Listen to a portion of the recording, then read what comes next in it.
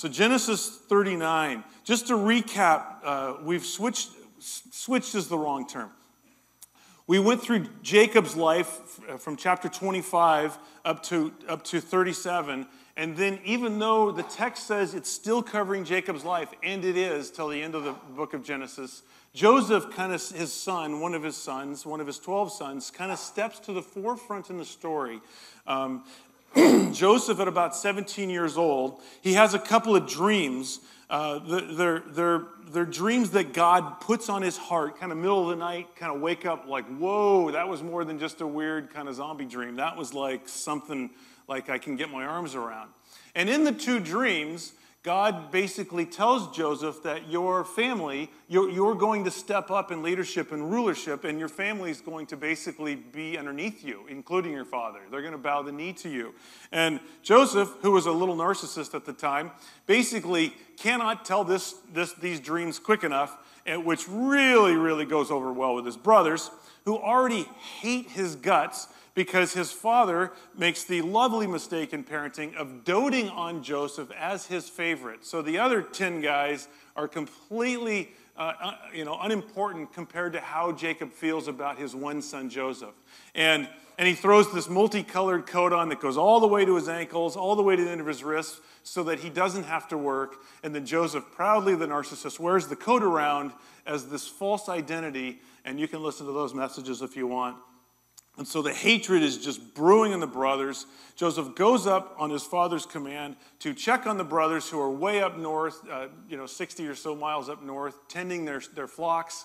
And when they see him, they grab him, they throw him in a pit. They're going to kill him. One or two of the brothers stop them from doing that. A group of Midianite traders are coming down the international trade route. It's actually the spice route coming from the east, if you will, and from Syria.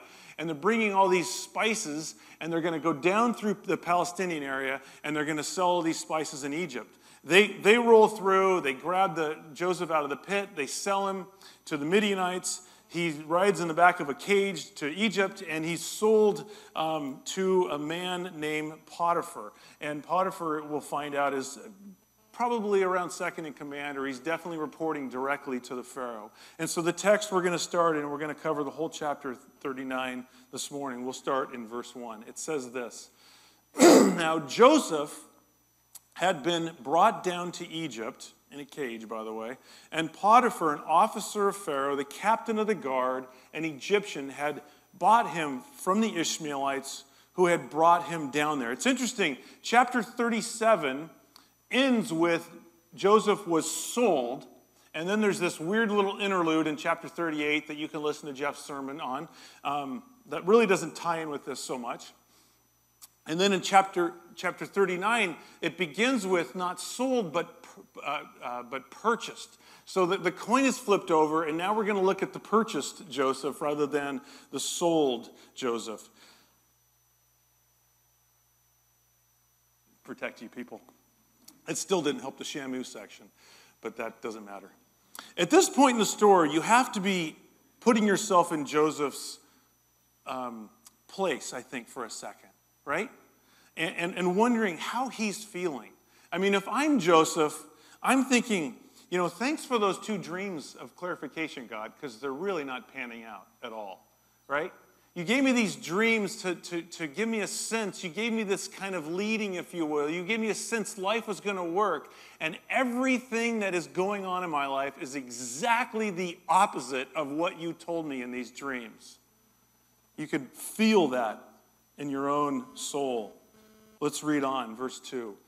The Lord was with Joseph, and he became a successful man, and he was in the house of the Egyptian master. His master saw that the Lord was with him, and that the Lord caused all that he did to succeed in his hands. So Joseph found favor in his sight and attended him. And he made him an overseer of his house and put him in charge of all that he had. From the time that he made him overseer in his house and over all that he had, the Lord blessed the Egyptian's house for Joseph's sake. The blessing of the Lord was on all that Joseph did in his house and field. So he left all that he had in Joseph's charge, and because of him, he had no concern about anything but the food he ate. Now Joseph was handsome in form and appearance. The only thing Joseph is not handling in Potiphar's house is the food. That's not because he doesn't trust him. It's probably a ritual purity thing, because the Egyptians they didn't want to eat with the Hebrews. He's clearly Hebrew, so they don't want to pollute themselves, if you will. And look at Joseph. I mean, he is on a complete island at this point.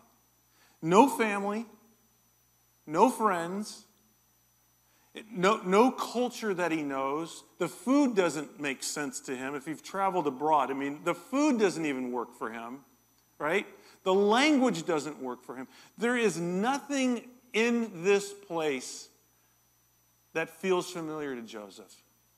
He is completely alone. But the narrator lets us know this is not the case.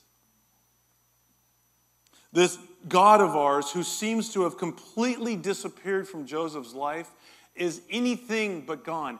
In 5 verses, the Lord is mentioned 5 times. The name Yahweh appears at the most uncertain of moments. What a contrast, Jeff, to last week, right? Where God is not even mentioned in an entire chapter. And boy, can you feel the vacancy of God in that chapter. And in 5 verses, God's name is mentioned here, even though everything in Joseph's life maybe appears that he's not. And how do we know the Lord is with him? Well, the narrator tells us, but that's kind of cheating. How would Joseph know? Well, it's interesting. God is there, but he's not there in a voice. He's not there in a prompting or in a vision or in a dream. He's not there speaking to Joseph through a friend to let him know he's nearby. Rather, God's presence is known through his abiding favor on Joseph's life. This, people, it takes keen eyes to see. See, it's one thing to sit with a friend, and a friend is, and you're kind of thrashing about having no sense that God is in your life, and a friend is speaking scripture to you and words of God. God is present. Let me show you where. See, that's one thing. But to glean out of the turmoil and anguish of life that God is present through his favor, this takes strength of mind, I think. I shared with you a couple of stories, and somebody's going to have to stop me somewhere through this if I said it again, because I've been kind of speaking a lot, and I don't know what I've been saying, which even when I'm not speaking a lot, I don't know what I'm saying. And so we went on our regular elk camp. It was Jeff and myself, like it always is, and my son, Scott, and Jeff's nephew, 41-year-old Shane, living out of Great Falls, and Eric Sutherland. And we do our elk camp. It's more like a men's retreat where we pretend to not shoot elk and eat like crazy and just laugh and love and cry and pray and speak into each other's life. Well, I love that, by the way, but I really want to kill an elk. And so they all dispersed and went home, and I tacked on a second elk camp. And it was with an outfitter. It's turned out to be not my cup of tea at all. And when I got there, I was just so lonely. I mean, I've been away from my wife for over a week, and that's just killing me because I just hate to be away from Linda. I had to watch my son drive away, and he's just one of my best friends, so watching him leave, and Jeff drives out, and we're all crying, and like, oh man, I wish we could just do this for the rest of life, 24 hours a day. And then I show up in this dude camp, and there's dudes from Arkansas with 3 30-packs of Miller Lights on Ice and a case of wine to get them through 6 days. There's 2 of the weirdest, nicest guys you've ever met from Iowa. Wow, were they strange. Now I'm kind of understanding my dad a little better. There's these 2 salty 18 and 19-year-old Texas boys that are kind of the ranch hands, and then there's the outfitter. Wow, what a load this guy was. Old Terry. Terry was pretty good size, and when I say pretty good size, I'm undershooting that by a lot. Terry was, I don't know, older and just meaner than a hornet. I mean, just a nasty, miserable guy. And we were sitting in tree stands in this hunt, which I really, really don't like because I want to go pound dirt for 15, 20 miles a day.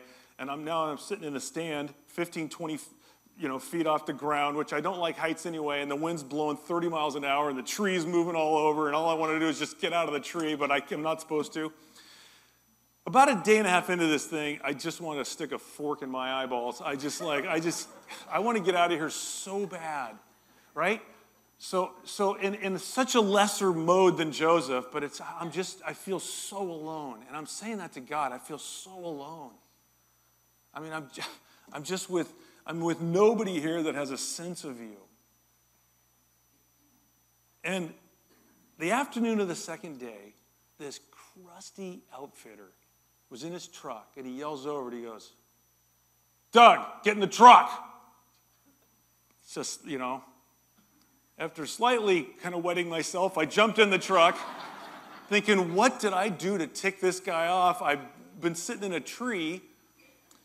We drive out the ranch. We drive down the road. He pulls into this little thing, and he says, see this, move over this way, go down, see this. He's pointing up on this hillside. He goes, there's a tree right there. There's a tree standing there. You think you could get there? Well, there's 200 elk underneath it. I said, well, I'll try. He said, just don't mess up the elk. Like, oh my gosh. I got 15 yards from this tree stand twice. I couldn't crawl in because there were so many elk. Every time I'd get there, more would come back, and I'd have to back out. And I didn't want to blow the elk out, so I left. I did this hunt. The next day, Terry says, Doug, get in the truck. We drive out. We go up into the hills on this quad, and he builds me a blind out of trees on this water reservoir. Mind you, there's 4 or 5 other hunters there. He's doing this for nobody. And this passage came to mind. This is the favor of God on my life. Through this crusty, angry, miserable human being, and God is speaking to this guy to lend favor on me over and above everybody else. And by the way, by the 3rd day, the hunters are saying to us, Doug, where should we sit today? Thinking, why? So I would say, well, if I were you, I'd go here. If I were you, I'd go here. And I would put myself in the worst spot because I was so amazed at God's care for me and favor. I was free to give. And then about 2 days into that, they're saying, why do you keep putting us in the best spot? See, this is what Joseph felt. He felt the favor of God on him in the midst of a lousy situation. His future completely hangs in the balance, by the way, in the middle of this. You wonder, right, if the same presence of God was with him when he was in the pit. Was the same presence of God with him when he rocked in a cage all the way from Palestine, Canaan, all the way down into Egypt? The text and the narrator says absolutely God was with him. And somehow the favor of God on Joseph was so obvious Potiphar could see it, which is what was happening with Terry. And by the way, I don't think Potiphar knew it was God. He just saw favor on this guy's life, and he gleaned it from this. I don't think I told you the story of Jesse, did I?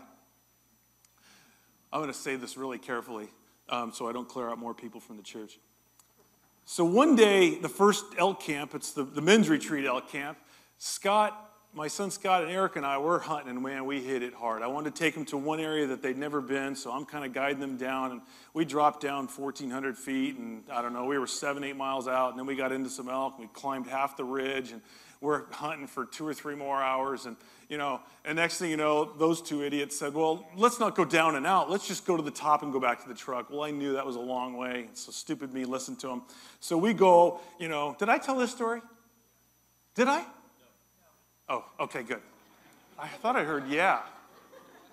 Are you just trying to shorten the sermon? Was that you, Coakley? You're paying for breakfast the next time.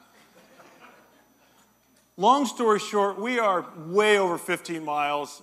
Now we're slightly lost. Not totally lost, but lost enough where I had my GPS out to try to find the county road. We finally find the county road, and I told Scott and Eric, we're probably 17, 18 miles into this hike. We got 3+ more miles to our truck. I mean, I'm just done. We are all done. We just wanted to be in camp, drinking coffee and eating bacon. So I said, man, if I see a campsite, I'm going to make some friends. We walk 2 minutes, and there's a campsite with a trailer. These 4 dudes come out. They're between 40 and 50 years old. You could tell in 2 seconds these guys knew how to hunt. Just good guys, Wyoming boys. One guy, Jesse. Wow, he was the talker in the group. He was hilarious. He was one of those guys, I guess he builds custom cars, and every 5th word was an F-bomb. And but somehow he poetically had it working. I don't know how he did that, and he was just flowing words and hilarious. So, when we're laughing along with him. And so anyway, long story short, he drives us to our truck. The next day, we go hunt the same area. We come past their camp, and I left them a really nice bottle of wine. They come back out. We're talking and laughing and this and that. Jesse, in the middle of this, he tells an off-colored joke, and Scott and Eric and I were not really laughing, but we were trying to not be rude and be respectful, so we just kind of smiled, and he looked right at me. This is after 45 minutes the first day and maybe 20 minutes the second day. And he said, listen to this. He goes, oh my gosh, he goes, I got to be more careful what I say. You're probably an effing pastor. And I looked at him. Now, Eric is bent over laughing. My son isn't sure if it's okay to laugh, so his jaw's just really wide. I looked at Jesse in all the prophetic mode that I had, and I said, I am an effing pastor. And his buddy, leaning on the camper, goes, Jesse, I told you to stop cussing so much. You don't know who you're talking to. These people, this guy's a pastor. You can't talk like this. Do you know that night, Jesse and his buddy showed up at our camp? Jeff leaned over and he goes, dude, this guy's attached to you. He's actually here to be next to you. He was salty. I had this piece of gear that he had on. I didn't know how to put it together. He goes, come on, let's go put it together, do this together. I said, Jesse, you need to go hunt. He said, no way, this is way more important. We started to talk, and I said, dude, can I ask you a question? He said, you betcha. I said, what in the world possessed you to ask me if I'm a pastor? This is what he said. I could feel it. I mean, I'm not kidding. It was all I could do to stand upright. And I know you that know me. That had nothing to do with me. All it was, man, Jesus, are you powerful. To come out of this, wow, that's the favor of God.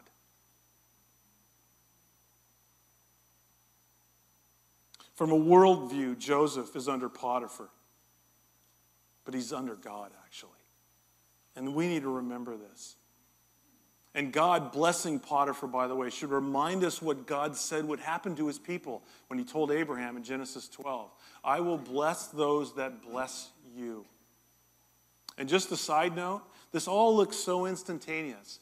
He gets sold, he goes in a cage, he gets down there, and voila, he's just running Potiphar's house. This is years, by the way, probably in this house.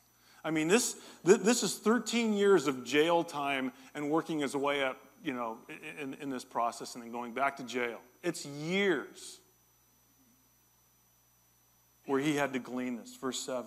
And after a time, his master's wife cast her eyes on Joseph and said, lie with me. But he refused and said to his master's wife, behold, because of me and my master, he has no concern about anything in the house, and he has put everything he has in my charge. He is not greater in his house than I am, nor has he kept back anything from me except yourself, because you are his wife. How then could I do this great wickedness and sin against God? Wow. And as she spoke to Joseph day after day, he would not listen to her, to lie beside her, or to be with her. But one such day, when he went into the house to do his work, and none of the men of the house was there in the house, she caught him by the garment, saying, lie with me. But he left the garment in her hand and fled and got out of the house. His wife, Potiphar's wife, is doing a lot more looking than talking. When she finally talks, it's 2 Hebrew words, lie me. And again, in this point, you should be thinking, holy cow, can this guy catch just one break? Right? I thought God's favor was on him. Shouldn't this all just work out?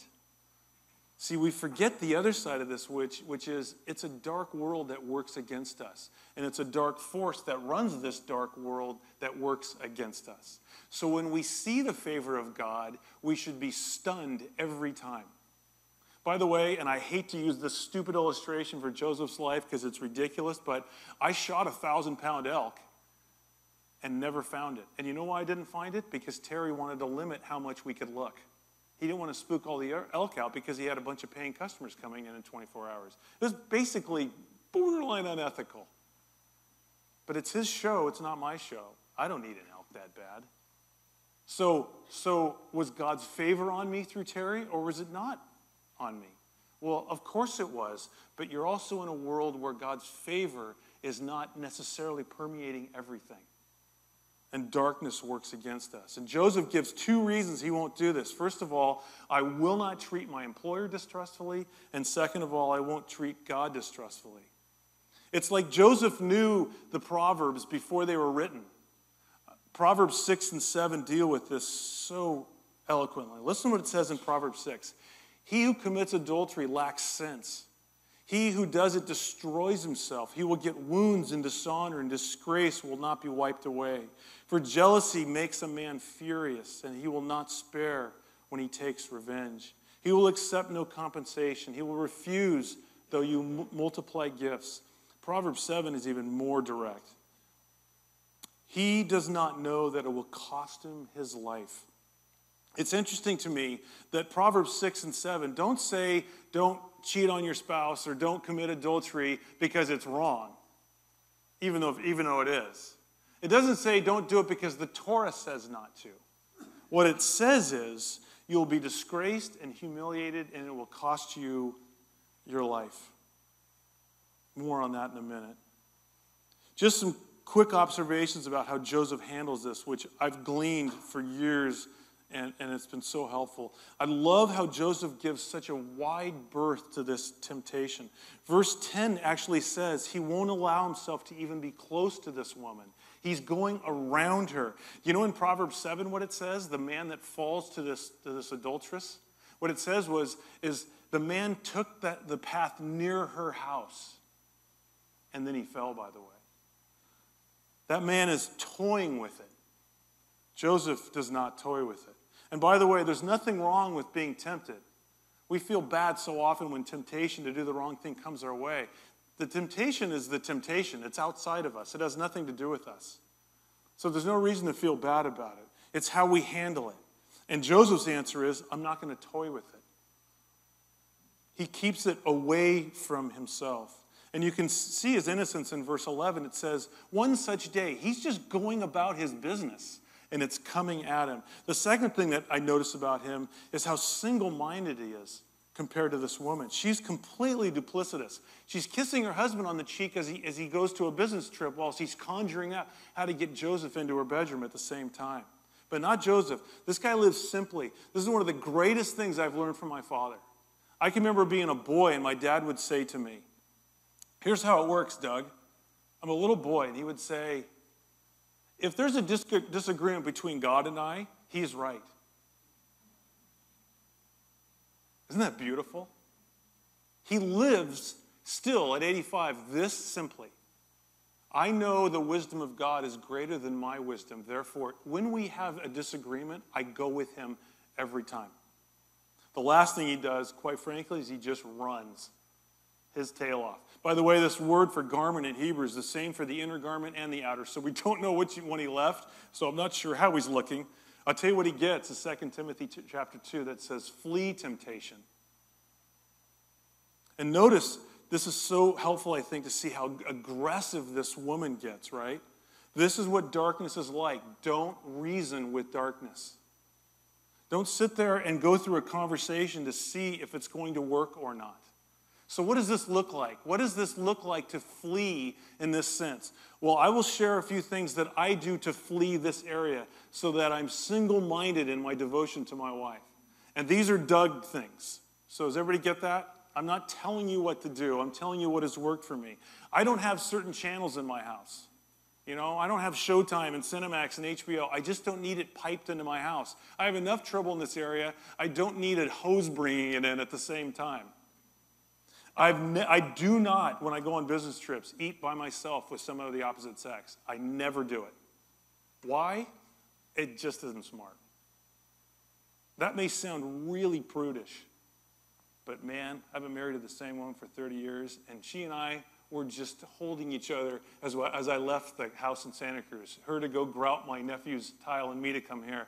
We're so in love. So I can tell you, it's been more than worth it. If places are tough for you, don't go there. If people are bad for you, don't be with them. This is how Joseph lived. Verse 13. And as soon as she saw that he had left his garment in her hand and had fled out of the house, she called to the men of her household and said to them, "See, he has brought among us a Hebrew to laugh at us. He came in to lie with me, and I cried with a loud voice. And as soon as he heard, and I lifted my voice and cried out, he left his garment beside me and fled and got out of the house. Then she laid up his garment by her until her master came home. And she told him the same story, saying, the Hebrew servant whom you have brought among us came into me to laugh at me. But as soon as I lifted up my voice and cried, he left his garment beside me and fled out of the house." What a fine piece of work this woman is. Isn't she great? Not only is she attaching primary blame to Joseph, she's also blaming her husband for bringing this Hebrew into her house. Again, this is more proof why we need to flee. What she offers is insanity. See, what it looks like she is offering is not reality. This is, you're in your marriage and you meet some younger thing, you know, or somebody that represents what you don't think is in your house. And it's, oh man, there's so much more romantic. She just offers so much more. And you don't know who I'm married to. And you don't know all the pressures I have at home. That's not reality. See what God is doing to this narrator is pulling the curtain back for a second so you can see what this woman's really like. Jeff has a comment that I'll switch slightly just again so nobody leaves. Jeff, in counseling, a lot of times will meet with people in this situation that are talking themselves into leaving their spouses, you know, because they found the it. And Jeff's comment is, so you're gonna ditch everything that God has given you for a sex sneeze. It's a sneeze, is what it is. That's about how long it lasts. What she looks like she's delivering, she is not. It's insanity that sells itself as life and fun and exhilarating and fulfilling. And it offers what Proverbs 6 and 7 say is humiliating and disgraceful and will ruin your life. Verse 19, as soon as his master heard the words that his wife spoke to him, "This is the way your servant treated me," his anger was kindled, and Joseph's master took him and put him into the prison, the place where the king's prisoners were confined, and he was there in prison. And notice it doesn't say, by the way, who Potiphar was mad at. There's a chance he could be mad at Joseph, but I really don't think it's Joseph. If you were a free person and you slept with another man's wife, you were worthy of death. I mean, he's a slave, for heaven's sake. So there's no way in my mind that if he's mad at Joseph, that Joseph lives. He would have killed him.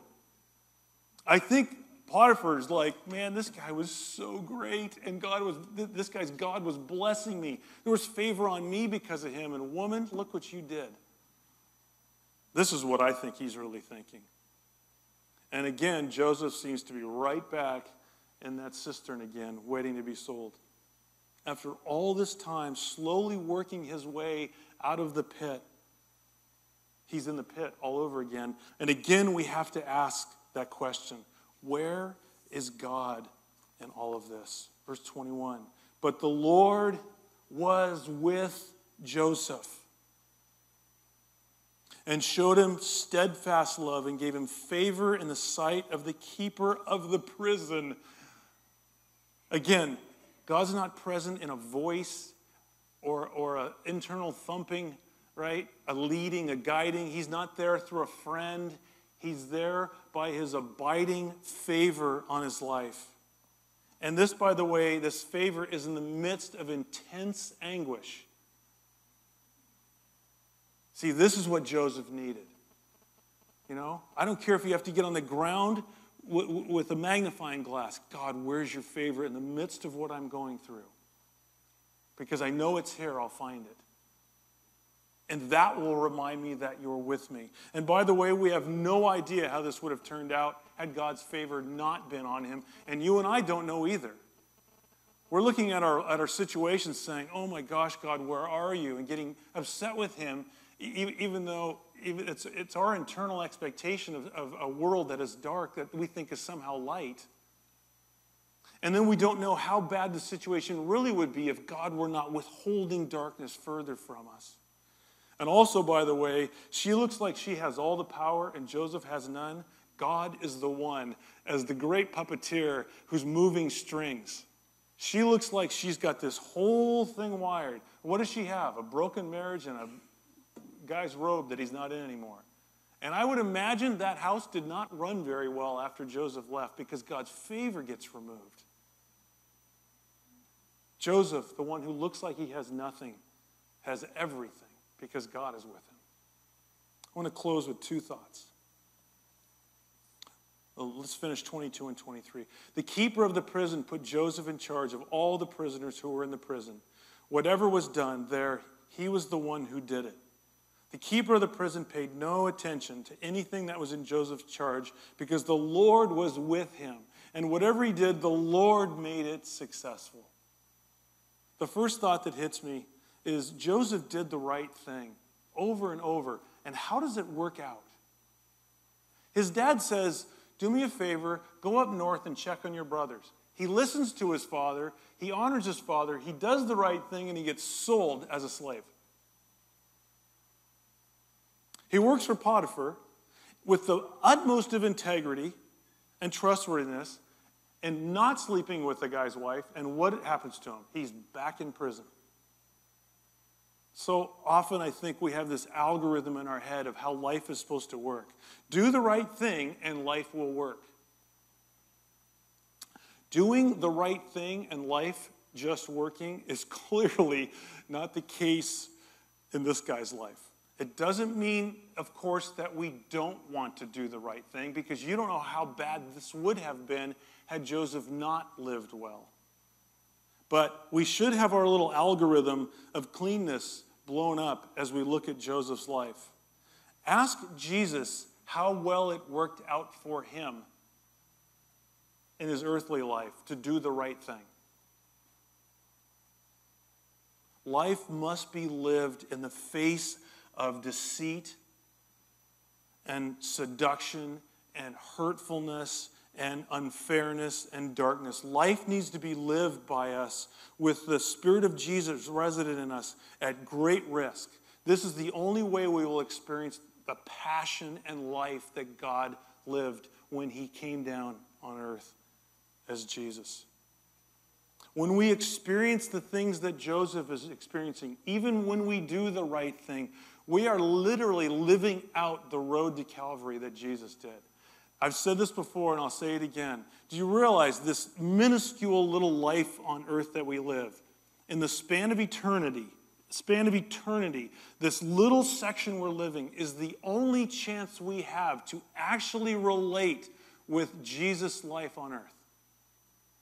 This is our only chance to feel what he felt, to live well and be hurt for it, to live through anguish and look for God's fingerprints down in the mud, to feel the aloneness and have to sense the favor of God on us, to be misunderstood, to be mistreated, to be unforgiven, to not be forgiven by other people, to have relationships not reconciled.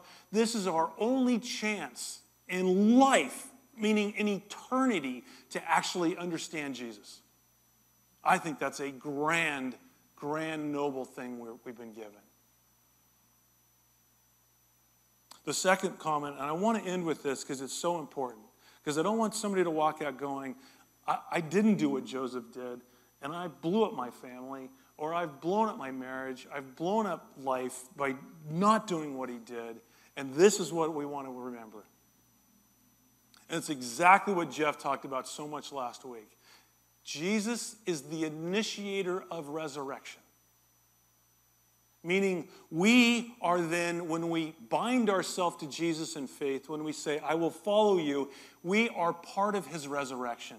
He initiated it. He's the first of the resurrection, and he resurrected my life, just like he resurrected his own. There is nothing in your life Jesus cannot resurrect. Do you believe that? I mean, do you really, really believe that? I know Susie does. Because God has had to resurrect a lot of things in your life, hasn't he? Jesus can resurrect anything, and especially what you screw up. It does not define us. Our sin does not define us. Jesus' love for us defines us. Our mistakes do not define us. Our disobedience does not define us. Our inability to pull off a relationship well does not define us. Jesus' blood on the cross defines my worth to God. He washes me clean. And I stand and say, thank you that I can do life because of you. See, what it doesn't say is everything that Joseph did, he was so smart at, and he was so wise, and he was the best business thing, that's why he was always successful. What it said was, he did the right things, but really the oomph here is God's favor was on him. And the call in our life is not to confuse the two. In our effort in trying to build into our relationships and our marriages and our kids and run our houses and run our companies and our jobs, all these things, in that effort that we never confuse the two. It is the favor of God in our lives that makes our lives work. That is the train we need to get on. Amen? Let's pray.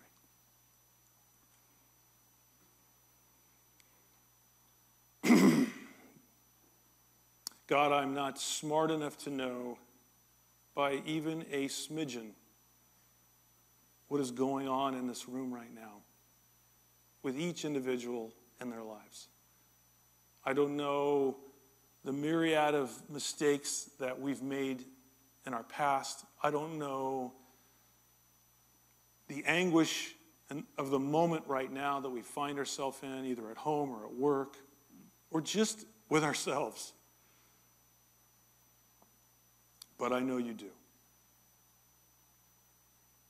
I love this statement that you just make over and over in this chapter. But the Lord, but the Lord, but the Lord. And it's in contrast to all of life. Everything in Joseph's life, but God. Give us eyes to see. Give us ears to hear. The Spirit of the living, risen one, Jesus, moving in our midst. And encourage us as we see each encounter to notice yet more encounters with you so that we can relax under the mighty sense that your presence is with us. Helping us to come to grips with what is already. We pray these things in the powerful name of Jesus. Amen.